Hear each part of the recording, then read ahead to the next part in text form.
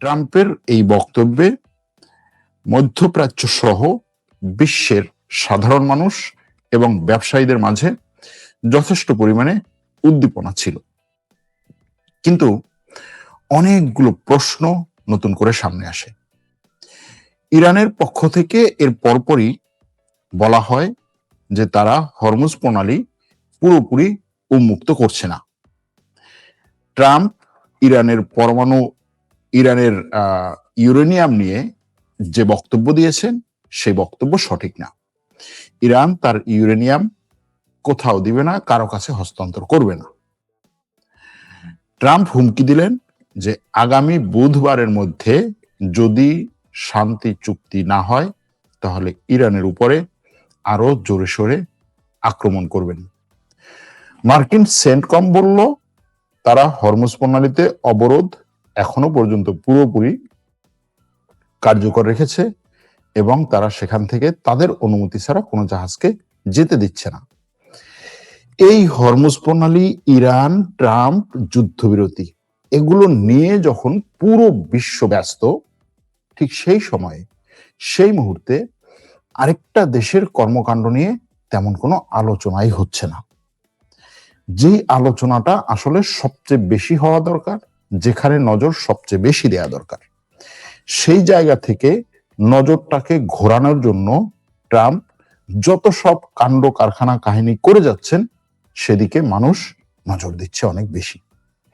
এখন তার এই নজর কাড়া কার্যক্রমগুলো, কাণ্ড কারখানাগুলো শেষ পর্যন্ত শান্তি প্রতিষ্ঠা করবে কিনা এই প্রশ্নটা থেকেই যাবে। কিন্তু এই কার্যক্রমের মাধ্যমে, এই ঘটনাগুলোর মাধ্যমে বিশ্বের এবং মুসলিম বিশ্বের যে বিশাল ক্ষতি হয়ে যাচ্ছে সেটার ক্ষতিপূরণ আর কখনো হওয়ার সম্ভাবনা নাই।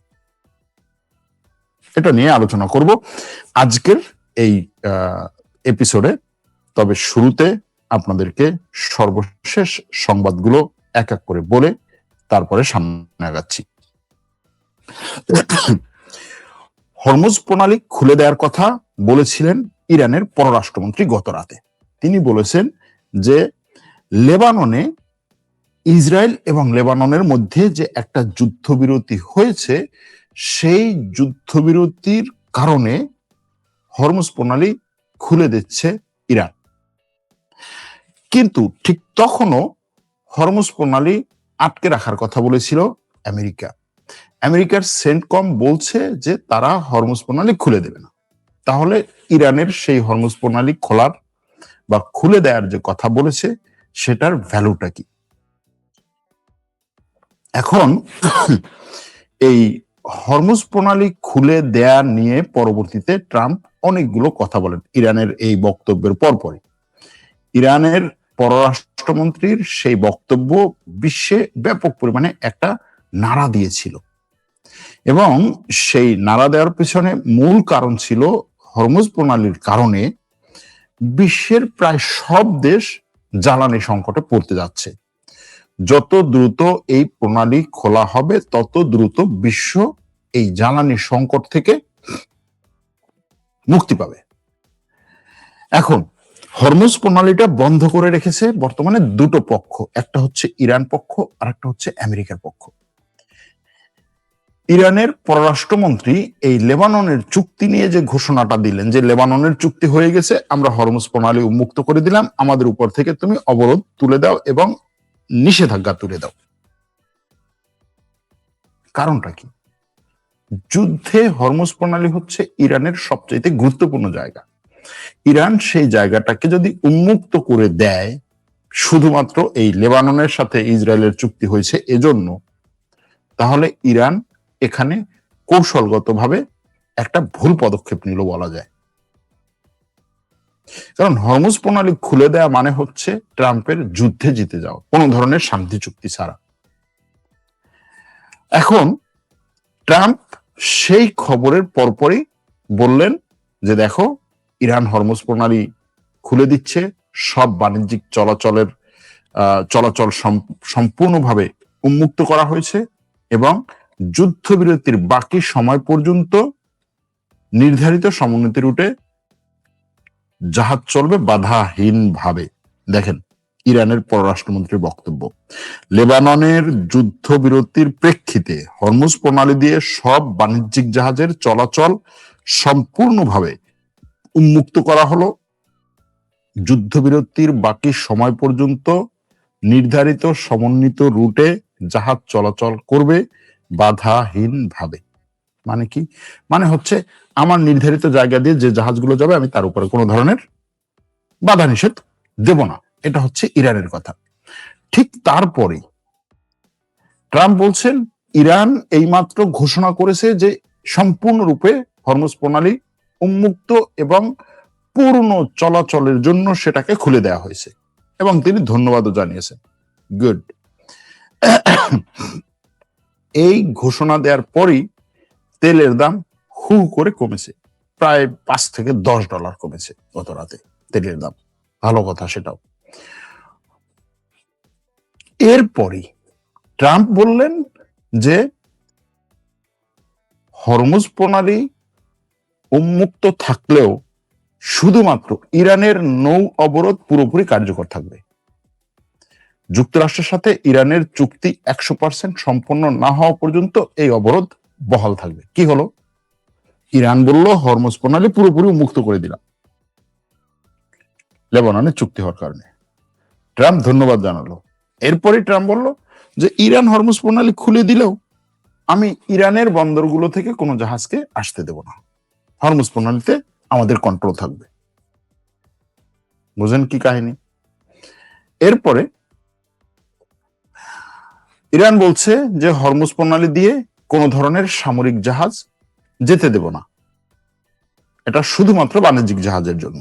এরপরের ঘটনা, আমি ঘটনাগুলো মানে আপনাকে হচ্ছে সিরিয়ালে বলে আসছি বিষয়টা বোঝার জন্য।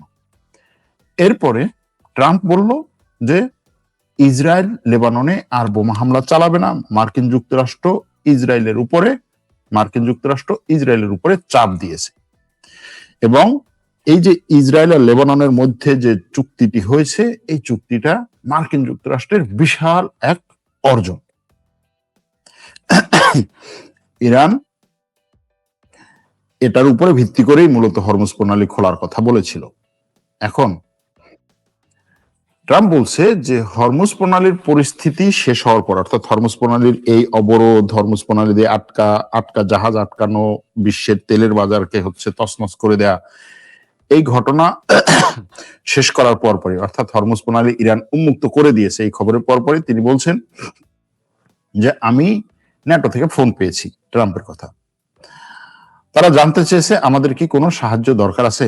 আমি তাদেরকে বলেছি দূরে থাকো, যখন দরকার ছিল তখন তোমাদের কোনো কাজে আসে নাই, এখন আর দরকার নেই। ন্যাটো থেকে এরকম ফোন কেউ দিয়েছে কিনা এটা নিয়ে যথেষ্ট সন্দেহ থাকতে পারে। এরপরে ট্রাম্পের কথা হচ্ছে সৌদি আরব, সংযুক্ত আরব আমিরাত এবং কাতারকে ধন্যবাদ জানিয়েছি, কারণ তারা যে সাহস দেখিয়েছে এবং সহযোগিতা করেছে এই যুদ্ধ নিয়ে, এটার জন্য। এরপরে তিনি ধন্যবাদ জানান পাকিস্তানের প্রধানমন্ত্রীকে, তাকে তিনি মহান প্রধানমন্ত্রী বলেন, এবং ফিল্ড মার্শাল আসিম মুনিরকেও তিনি ধন্যবাদ জানান এবং তাদেরকে অসাধারণ মানুষ হিসেবে বলেন। এরপরে তিনি বলেন যে হরমুজ প্রণালী আর কখনো ইরান বন্ধ করবে না বলে প্রতিশ্রুতি দিয়েছে, রাজি হয়েছে।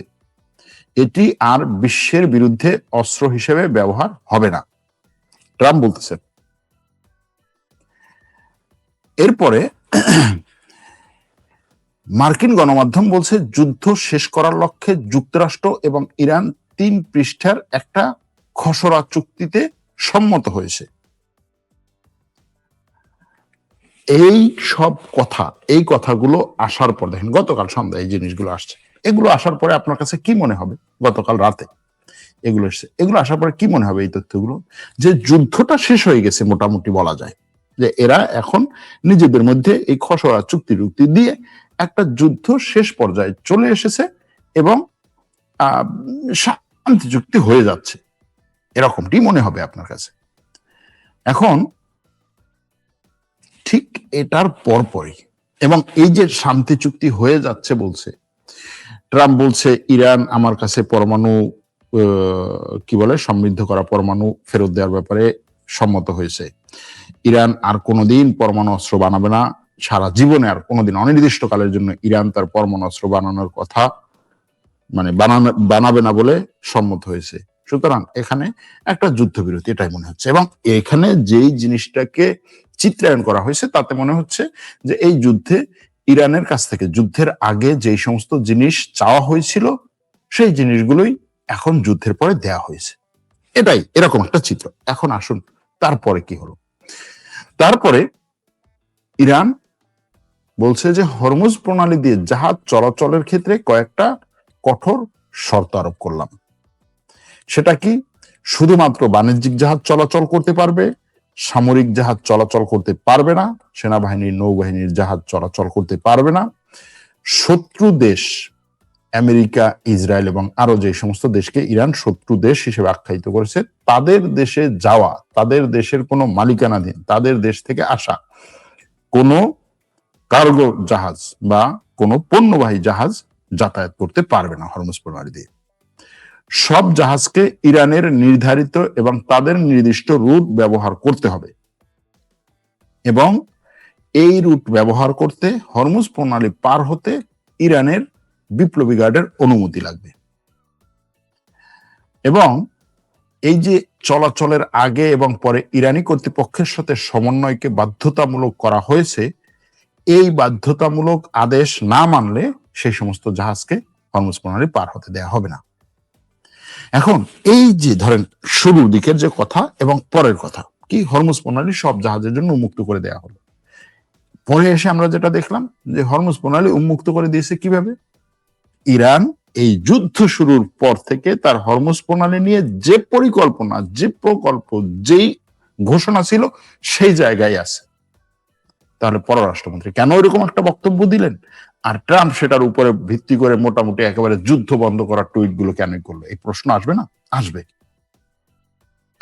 এখন এই যে কথা হরমুজ প্রণালী বন্ধ করা হয়েছে, হয় নাই, এখন দেখেন এখানে আপনি কি বলবেন? হরমুজ প্রণালী বন্ধ হয়েছে নাকি হয় নাই? হরমুজ প্রণালী খোলা হয়েছে নাকি হয় নাই? একই অবস্থায় আছে। মানে আমরা দৌড়ে দৌড়ে পিছনে যাচ্ছি, এরকম একটা অবস্থা। দৌড়াচ্ছি পিছনে যাচ্ছি। সারাদিন আপনি সারা রাত দৌড়ালেন, হাঁটলেন, সকালবেলা উঠে দেখলেন যে যেই জায়গায় ছিলেন সেই জায়গায় আছে, এরকম একটা অবস্থা। কারণ হচ্ছে হরমুজ প্রণালী যেদিন ট্রাম্প বন্ধ করা, অবরোধ করা ঘোষণা দিচ্ছে, সেদিন থেকে সে একই জায়গাতে আছে। কি? ইরানের বন্দর থেকে কোনো জাহাজ যেতে দেবে না, এখনো সেই অবস্থা। ইরান হরমুজ প্রণালী যুদ্ধের পর থেকে যেভাবে হচ্ছে বন্ধ করে রাখছে, একই জায়গায় আছে। কি? সেটা হচ্ছে ইরানের অনুমতি ছাড়া কোনো জাহাজ যেতে পারবে না, শত্রু দেশের জাহাজ যেতে পারবে না, যুদ্ধ জাহাজ যেতে পারবে না। তাহলে এই যে পুরো রাতটা ধরে সারা বিশ্বে এই যে তেলের দাম কমলো, তারপরে হচ্ছে জাহাজগুলোর মালিক যারা বা এই তেল ব্যবসা যারা করে তাদের মধ্যে ব্যাপক পরিমাণে একটা শোরগোল যে তাড়াতাড়ি গিয়ে হচ্ছে ওই মধ্যপ্রাচ্যের বিভিন্ন দেশে গিয়ে কে জাহাজ আগে ভরতে পারে, তারপরে হচ্ছে হরমুজ প্রণালী পার করবে, এটা নিয়ে আমি দেখি না, কিন্তু ব্যবসায়ীদের মধ্যে যে ব্যাপক পরিমাণে একটা দৌড়ঝাঁপ যে হরমুজ প্রণালী খুলে দেওয়া হয়েছে, তাড়াতাড়ি হচ্ছে আমার সিরিয়াল নিতে হবে, আমি এই সময় হচ্ছে শত শত জাহাজ হচ্ছে তেল ভরে নিয়ে যেতে চাইবে, কার আগে কে হচ্ছে ইয়া করতে পারে। কারণ হচ্ছে আপনি সিরিয়ালে আগে না পেলে আপনার হয়তো দেখা গেল 1 সপ্তাহ বসে থাকতে হবে, এরকম একটা পরিস্থিতি। কিন্তু কি হলো? আসলে এখানে গেল এটা। এরপরে ট্রাম্প বলছে যে ইউরেনিয়াম সমৃদ্ধকরণ বন্ধে রাজি হয়েছে ইরান। ট্রাম্পের দাবি যে যুক্তরাষ্ট্র এবং ইরানের মধ্যে আলোচনা চলছে শান্তি চুক্তি নিয়ে, গুরুত্বপূর্ণ বিষয়ে কিছু কিছু ক্ষেত্রে মত পার্থক্য আছে, কিন্তু এই ইউরেনিয়ামের ক্ষেত্রে ইরান সম্মত হয়েছে। ট্রাম্পের কথা। ট্রাম্প যখন এই কথাগুলো বলতে যাচ্ছে, তখন ইরান বলছে যে মার্কিন অবরোধ যদি হরমুজ প্রণালীতে অব্যাহত থাকে তাহলে আমিও হরমুজ প্রণালী বন্ধ করব, কারণ এটা যুদ্ধবিরতির লঙ্ঘন। যুদ্ধবিরতি কি? যুদ্ধবিরতি হচ্ছে তুমি লেবাননে যুদ্ধবিরতি করবা, আমি হরমুজ প্রণালী খুলে দেবো, তুমিও হরমুজ প্রণালী খুলে দেবা, আমার উপর থেকে নিষেধাজ্ঞা তুলে দেবা, আমার যে $120 বিলিয়ন আছে সেটাও মুক্ত করে দেবা, তাদের কথা অনুযায়ী আর কি। কিন্তু ইরান বলছে এটা হচ্ছে না। এখন ট্রাম্প রয়টার্সকে বলেন এরপরে যে যুক্তরাষ্ট্র ইরানের সাথে তাদের সমৃদ্ধকরণ ইউরেনিয়াম উদ্ধারে কাজ করবে এবং সেগুলো দেশে ফিরিয়ে নিবে, সেগুলো তার দেশে ফিরে যাবে। দেখেন, একটা জিনিস ফিরে যাওয়া মানে কি? একটা জিনিস ফিরে যাওয়া মানে হচ্ছে কোন একটা জায়গা থেকে অন্য জায়গায় গেল, সেখান থেকে আবার ফিরে আসলো। এখন ট্রাম্পের কথা হচ্ছে ইউরেনিয়াম তার স্বভূমিতে, নিজ ভূমিতে ফিরে আসবে। সেটা কোনটা? সেটা হচ্ছে আমেরিকা। তার মানে ট্রাম্প এটা দ্বারা কি বোঝাতে চাইছেন? যে ইরানের এই সমৃদ্ধকরণ করা ইউরেনিয়াম হচ্ছে আমেরিকার সম্পদ,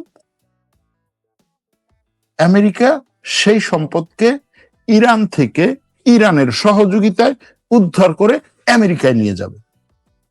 এটা হচ্ছে তার কথা, যে দেখো এই আমার জনগণ, আমরা শুধুমাত্র যুদ্ধ বন্ধই করছি না, ইরানে আমাদের যে ইউরেনিয়াম আছে সেগুলোকে ইরান এবং আমি খুঁজে বের করে তার নিজ ভূমিতে ফেরত নিয়ে আসবো।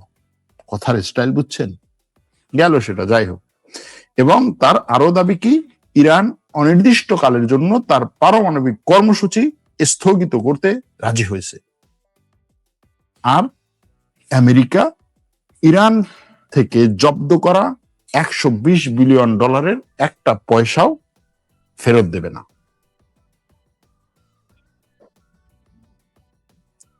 এই কথাবার্তার পরপরই মার্কিন গণমাধ্যম অ্যাক্সিওস বলল কি, যে যুক্তরাষ্ট্র এবং ইরান এই সপ্তাহের শেষে, অর্থাৎ এই শুক্রবার, এই শনিবার রবিবারের মধ্যে একটা পুরোপুরি শান্তি চুক্তি চূড়ান্ত করবে। এখন এ পর্যন্ত এসে আপনার কাছে কি মনে হয়? যে ইরানের সবকিছু আমেরিকার হাতে সোপর্দ করে ইরান সারেন্ডার করতেছে, এরকম মনে হবে? এরকম মনে হবে এই পর্যন্ত দেখলে? গেল, তারপরে কন্টিনিউ করি।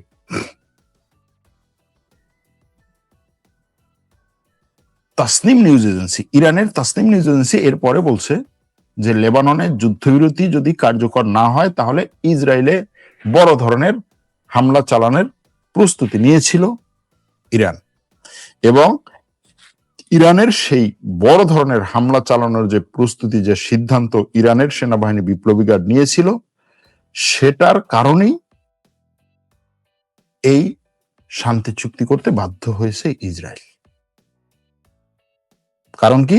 কারণ হচ্ছে এবার ইসরায়েলের অনেক গুরুত্বপূর্ণ স্থাপনা নির্ধারণ করেছিল, লক্ষ্য নির্ধারণ করে তারপরে সেগুলো টার্গেট করার প্রস্তুতি নিয়েছিল ইরান। তাসনিম নিউজ এজেন্সির খবর, এখানে আমি কোনো মন্তব্য করব না। এরপরেরটা আবার হচ্ছে ইরানের পররাষ্ট্র মন্ত্রণালয়ের মুখপাত্র ইসমাইল বাকাই, তিনি বলছেন এখন পর্যন্ত ইরান এবং যুক্তরাষ্ট্রের মধ্যে যুদ্ধবিরতির মেয়াদ বাড়ানোর বিষয়ে কোনো আলোচনাই হয় নাই। তিনি বলেন ইরানের মূল লক্ষ্য হলো যুদ্ধের স্থায়ী অবসান ঘটানো এবং নিজেদের ন্যায্য অধিকার নিশ্চিত করা। কি বুঝলেন? যত কথাবার্তা, যত খবর টবর আসছে, সব এই একটা বক্তব্যে, একটা বাক্যে শেষ হয়ে গেল, তাই না? গেল সেটা। শাহবাজ শরীফ আবার কি করলো?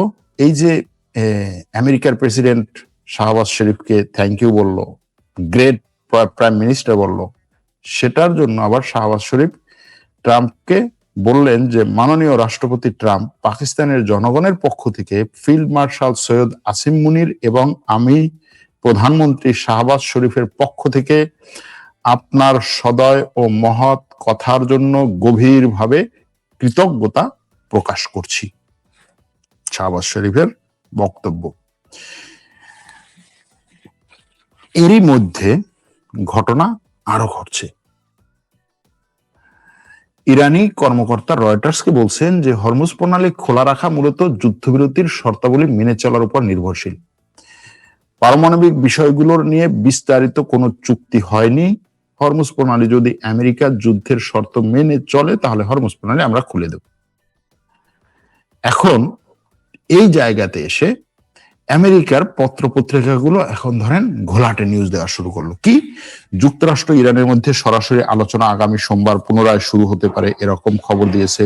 এখনো পর্যন্ত নির্ধারিত কোনো চূড়ান্ত তারিখ হয় নাই।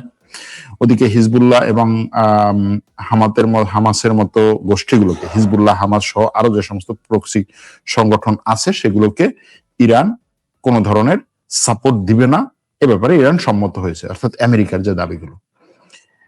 এখন এই জায়গায় এসে যে জিনিসটি বোঝা যাচ্ছে সেটা হচ্ছে ইরানের বিরুদ্ধে গত রাতে ব্যাপক পরিমাণে একটা মিডিয়া ক্যাম্পেইন চালানো হয়েছে। সেই মিডিয়া ক্যাম্পেইনটা শুরু হয়েছে ইরানের পররাষ্ট্রমন্ত্রীর একটা টুইটের পরে।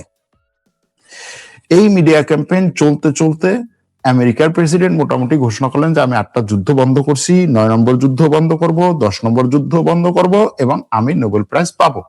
আমি হচ্ছি এমন একজন ব্যক্তি, আমি হচ্ছি বিশ্বের শান্তি স্থাপনকারী, বিশ্বের শান্তির দূত হচ্ছে আমি। এটা ট্রাম্পের কথাবার্তা। যাই হোক, এটা তো নতুন কথা না।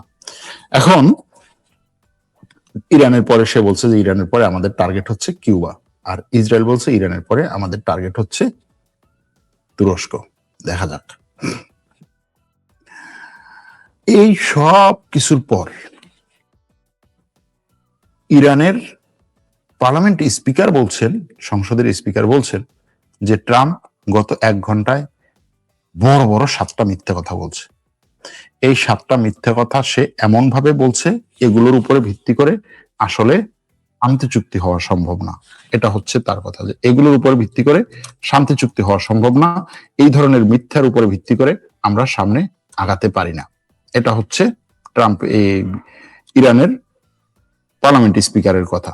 এখন এই জায়গায় এসে ইরানের পার্লামেন্ট স্পিকার কেন এই কথা বললেন? তিনি বললেন কারণ হচ্ছে তিনি বলছেন হরমুজ প্রণালী পুরোপুরি খোলা থাকবে না, ইরানের উপর অবরোধ প্রণালী কোনোভাবেই খোলা হবে না। হরমুজ প্রণালী দিয়ে যে জাহাজগুলো চলাচল হবে তার পুরো কন্ট্রোল থাকবে ইরানের উপরে।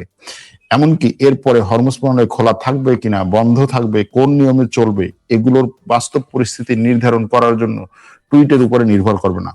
ইরানের ইউরেনিয়াম নিয়ে ট্রাম্প যে কথাগুলো বলেছেন এগুলো সঠিক না। ইউরেনিয়াম নিয়ে আমেরিকার সাথে কোনো ধরনের আলোচনা, ইউরেনিয়াম ইরানের কাছেই থাকবে। তাহলে কোন জায়গায় আছি আমরা? আবার প্রশ্ন করি আপনাদের কাছে যে আমরা কোন জায়গায় আছি?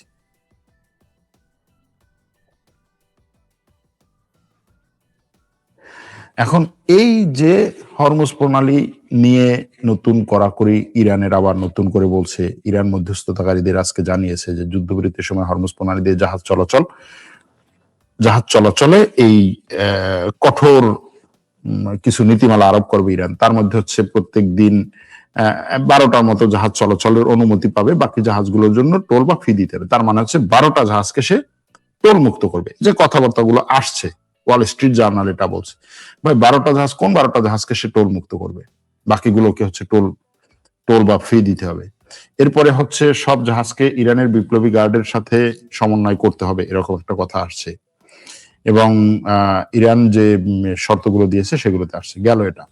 এই জায়গাতে এসে আমি যেটা মূলত বলতে চাইছি সেটা হচ্ছে হরমুজ প্রণালী খোলা বা না খোলা, যুদ্ধবিরতি হওয়া বা না হওয়া, এগুলো নিয়ে ব্যাপক পরিমাণে হচ্ছে একটা মিডিয়া যুদ্ধ চলছে। এই মিডিয়া যুদ্ধের মধ্যে আমি ফাইনাল কোনো ডিসিশনে আসতে পারবো না। ইরান বলছে আমাদের ইউরেনিয়াম ইরানের বাইরে কোথাও যাবে না। হ্যাঁ, আর ট্রাম্প বলছে আমরা আমাদের ইউরেনিয়ামকে দেশে নিয়ে আসতেছি, তোমরা নিশ্চিত থাকো।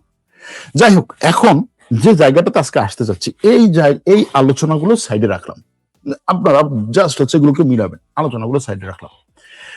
যেই আলোচনাটা হচ্ছে না, না ইরান করতেছে, না আমেরিকা করতেছে, না মুসলিম বিশ্ব করতেছে, যে যুদ্ধটা শুরু হলো কেন এবং সেই কেনর সমাধান কি হলো, সেই যে যুদ্ধটা যে কারণে শুরু হলো সেটার সমাধান কি হলো। এই যুদ্ধকে জিয়ে রেখে ইসরায়েল তার দখল করা ভূখণ্ড, ইসরায়েল এখন পর্যন্ত কতটুকু ভূখণ্ডের মালিক? প্রায় 22,000 বা 20,000 স্কয়ার কিলোমিটার জায়গার মালিক, তাই না? দখল করেছে। এর বাইরে সে এখন প্রায় আরো 1,500-2,000 স্কয়ার কিলোমিটার জায়গা দখল করে ফেলেছে। চিন্তা করতে পারেন, 1,500-2,000 স্কয়ার কিলোমিটার জায়গা দখল করে ফেলেছে। কিভাবে দখল করেছে? পুরো শহর, মানুষ, বাড়ি, গাড়ি, গাছপালা সব সহ ধ্বংস করে দিয়েছে। পুরো গাজা ভূখণ্ড, গাজা ভূখণ্ডের একেবারে কম হইলেও 60% জায়গা ইসরায়েল দখল করে ফেলেছে, পুরো মাটির সাথে মিলিয়ে দিয়ে। বাকি যে 40% আছে ওটাও দখলের বাইরে না, এরকম একটা অবস্থা। পশ্চিম তীর বলতে এখন আর কিচ্ছু নাই। রামাল্লায় অল্প কিছু জায়গা আছে যেখানে ফিলিস্তিনের প্রেসিডেন্ট, তার হচ্ছে সদর দপ্তর, এরকম কিছু জায়গাটাই আছে, এর বাইরে কিচ্ছু নাই। লেবাননের সবচাইতে উর্বর যে জায়গাগুলো দক্ষিণ লেবাননে সবচেয়ে উর্বর যে জায়গাগুলো, সেই জায়গাগুলো কি কি জায়গা? সেই জায়গাগুলো হচ্ছে লেবাননের লিতানি নদী আর হচ্ছে জাহরানি নদী। দক্ষিণ লেবাননের ইসরায়েল থেকে শুরু করে যদি আপনি লেবাননের ভিতরের দিকে আসেন, ইসরায়েল থেকে 20 কিলোমিটার ভিতরে ঢুকলে হচ্ছে লিতানি নদী, তারপরে আরো 10 কিলোমিটার গেলে জাহরানি নদী।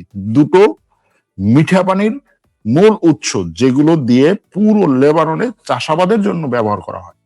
এই জায়গাগুলো পুরোটা ইসরায়েল দখল করেছে। কিভাবে দখল করেছে? মারতে মারতে কোনো এলাকা বাকি রাখে নাই,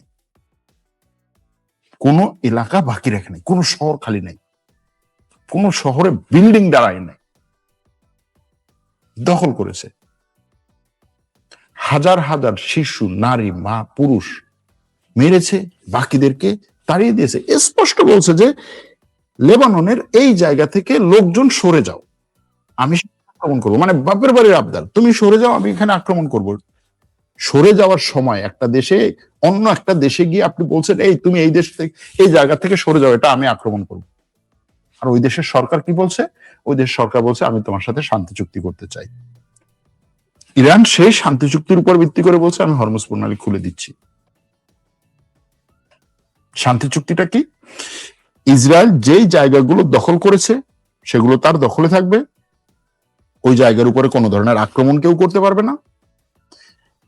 ওই জায়গা থেকে যদি ইসরায়েলের সৈন্যদের দিকে তাকানো হয় তাহলে ইসরায়েলের সৈন্যরা গুলি করে মানুষ মারতে পারবে।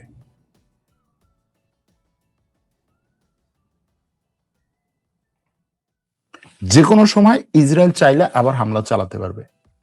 যুদ্ধবিরতি হচ্ছে এই, এগুলো নিয়ে কোনো কথাই নেই, কোনো আলোচনাই নেই, কোনো খবরেও নেই।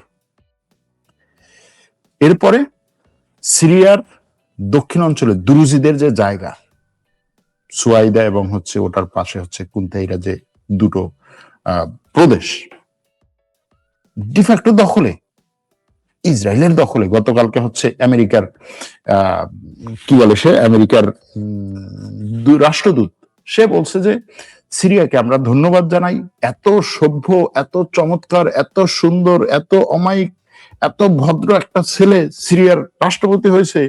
এটা তো আমাদের জন্য, বিশ্বের জন্য একটা বিশাল কি বলে এই কল্যাণ, বিশাল পাওয়া। কেন? কারণ হচ্ছে সিরিয়ার এই ভদ্র ছেলেটি, এই সুন্দর ছেলেটি, এই চমৎকার প্রেসিডেন্টটি ইসরায়েলের এত আক্রমণের পরেও একটা গুলি ইসরায়েলের দিকে ছড়ে নাই।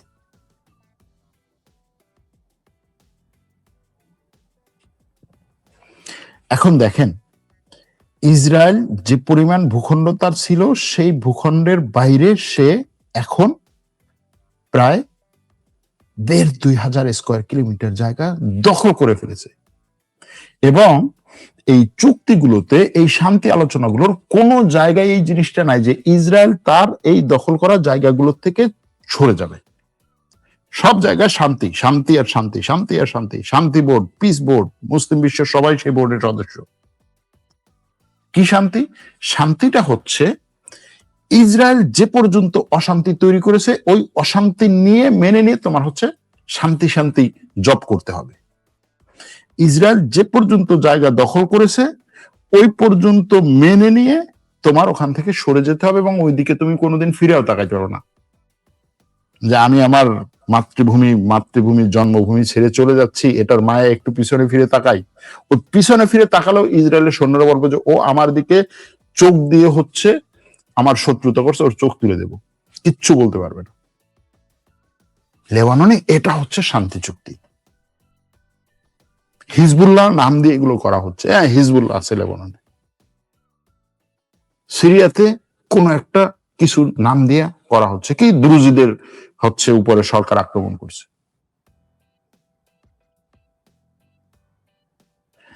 তাহলে এখন যদি আমরা এই জায়গায় আসি যে ইরান যুদ্ধ বন্ধ হবে, ইরান যুদ্ধ শেষ হবে, ইরানের একটা শান্তি চুক্তি হবে আমেরিকা ইরানের মধ্যে, এবং সেখানে ইরান কিছু পাবে, আমেরিকা কিছু পাবে, ইরান কিছু ছাড় দিবে, আমেরিকা কিছু ছাড় দিবে, লেবাননে একটা যুদ্ধবিরতি হবে।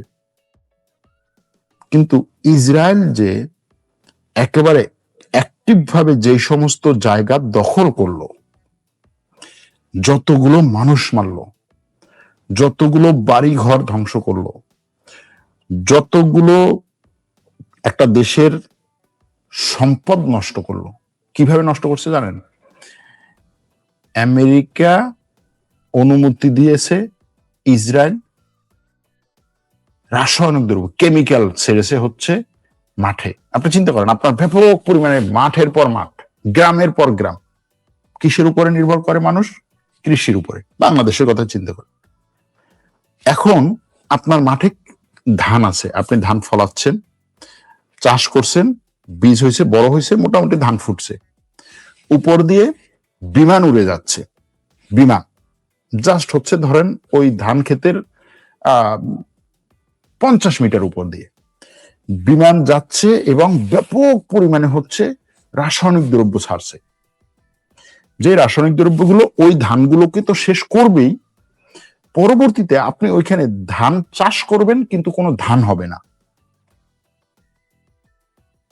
পুরো ঘুরে ঘুরে ঘুরে ঘুরে আপনার এই জমি, পুরো ধরেন থানার পর থানা জমি সে এইভাবে ধ্বংস করছে। কেউ কিছু বলছে? যুদ্ধ অপরাধ কোনটাকে বলবেন আপনি? কেউ কিছু বলে নাই। ওই এলাকার মানুষ শেষ পর্যন্ত ওখানে থেকে কি করবে, কি খাবে?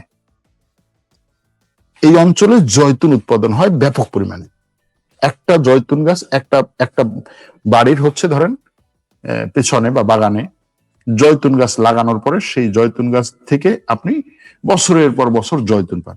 জয়তুনকে আপনি খাবারের সাথে খেতে পারেন, কাঁচা খেতে পারেন সবুজ জয়তুন, সেটাকে হচ্ছে পাকিয়ে আপনি কালো জয়তুন হিসেবে খেতে পারেন, আপনি জয়তুন থেকে তেল বের করতে পারেন। মানে জয়তুনের কোনো উপকারের শেষ নেই, যে কারণে এই অঞ্চলে জয়তুনের ব্যাপক চাহিদা, এবং এটা হচ্ছে তাদের প্রধান অর্থকরী ফসল যদি বলা হয়।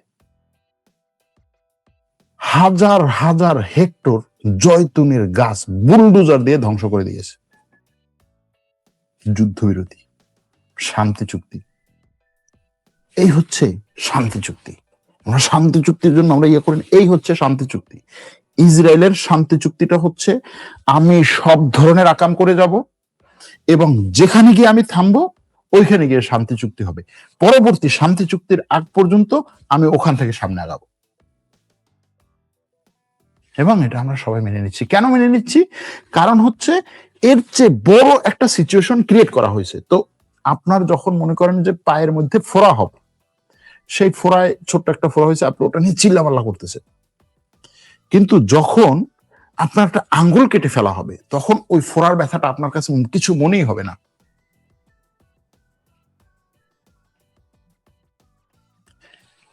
জিনিসটা হচ্ছে ইসরায়েল একটা বিস্ফোরা।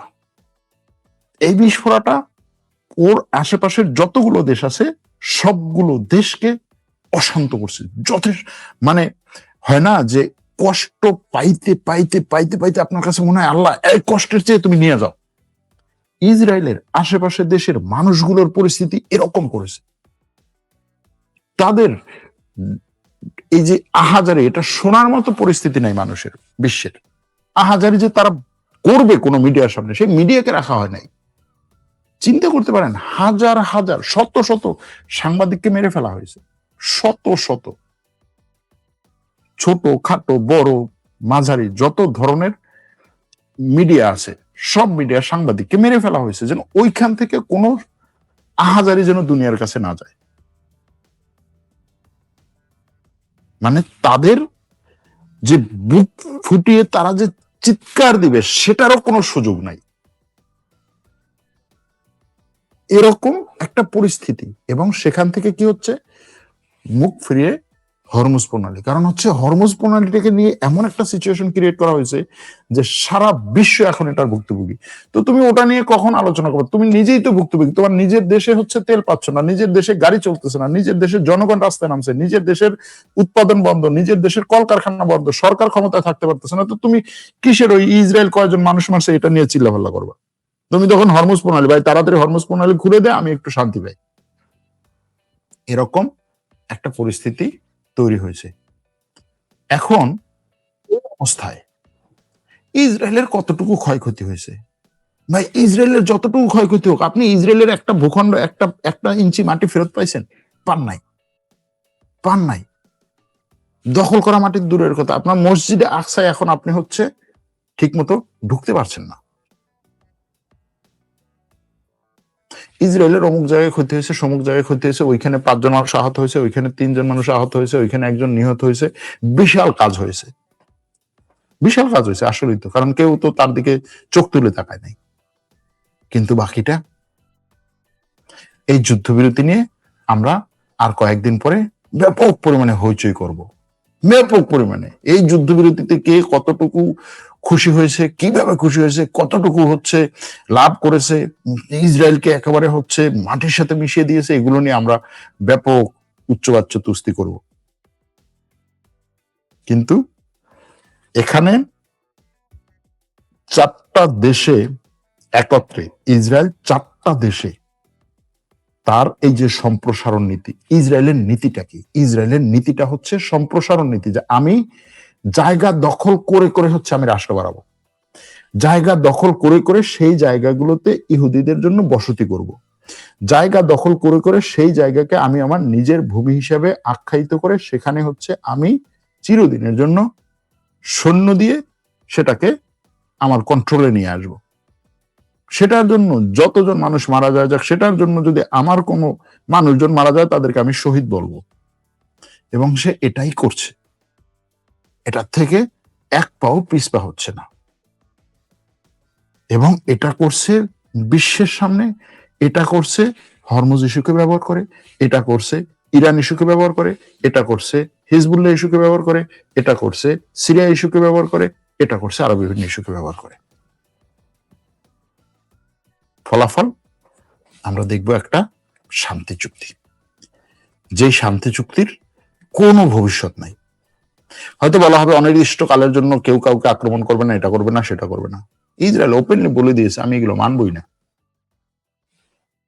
সরাসরি বলছে আমি এগুলো মানবো না।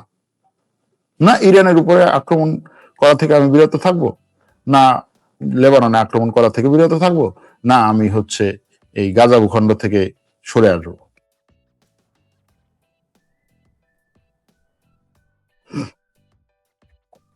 এক দর্শক প্রশ্ন করছেন, আজকে যদি ইসরায়েল আল আকসা মসজিদ ধ্বংস করে দেয় তাহলে কি মুসলিম বিশ্ব তখনও ঘুমাবে? তখনও ঘুমাবে, তখনও ঘুমাবে।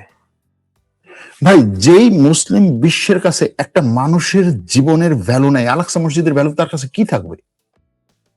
আপনার কাছে কি মনে হয় যে একটা মানুষ বাঁচানো আর একটা মসজিদ বাঁচানো, দুইটার মধ্যে কোনটা সবচেয়ে বড় বলেন তো?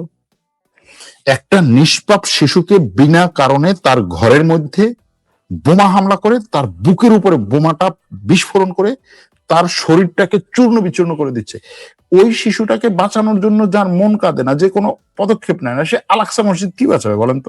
আল আকসা মসজিদ বাঁচালে কি হবে? ও মসজিদ বাঁচালেন কি হবে? ভাইব তুলছেন, আল আকসা বাঁচালেন আপনি কি হবে? যে জিনিসটা বাঁচানোর পরে ওইটাকে আবাদ করার মতো মানুষ থাকবে না, আপনি বাঁচাই কি করবেন? সেটার বিরুদ্ধে আপনি কথা বলে কি করবেন?